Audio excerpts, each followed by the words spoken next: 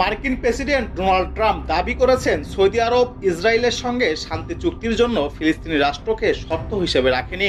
তবে একথা উড়িয়ে দিয়েছে রিয়াদ। সৌদি আরব আবারও স্পষ্ট করে বলেছেন ফিলিস্তিনি রাষ্ট্র প্রতিষ্ঠার আগেই ইসরায়েলের সঙ্গে সম্পর্ক স্বাভাবিক করার প্রশ্নই ওঠে না।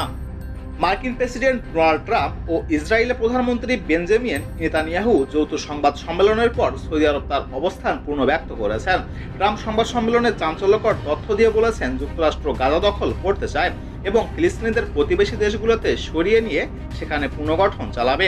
পরে তা বিশ্ববাসীর জন্য উন্মুক্ত করা হবে। পাল্টা জবাবে সৌদি পররাষ্ট্র মন্ত্রণালয় এক বিবৃতিতে বলেছে 1967 সালের আগে সীমানার ভিত্তিতে পূর্ব জেরুজালেমকে রাজধানী করে একটি স্বাধীন ফিলিস্তিনি রাষ্ট্র প্রতিষ্ঠার পক্ষে রিয়াদের অবস্থান অটল ও অবিচল।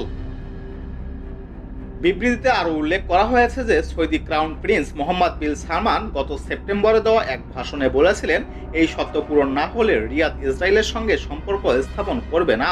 যদিও বিবৃতিতে ট্রাম্পের নাম সরাসরি উল্লেখ করা হয়নি, তবে এতে পরিষ্কার করা হয়েছে ফিলিস্তিনি রাষ্ট্র প্রতিষ্ঠার আগে ইসরায়েলের সঙ্গে সম্পর্ক স্বাভাবিক না করার বার্তা আগের মার্কিন প্রশাসন সহ বর্তমান প্রশাসনকেও জানানো হয়েছে।